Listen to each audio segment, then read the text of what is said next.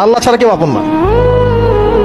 আল্লাহ ছাড়া আপন কেউ না, আর আল্লাহ ছাড়া সত্যিকার অর্থে আপনাকে আমাকে ভালো কেউ বাসে না।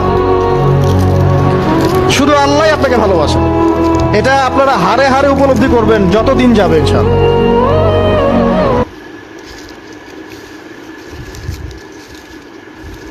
আল্লাহ ছাড়া কেউ আপন না। আল্লাহ ছাড়া আপন কেউ না, আর আল্লাহ ছাড়া সত্যিকার অর্থে আপনাকে আমাকে ভালো কেউ বাসে না।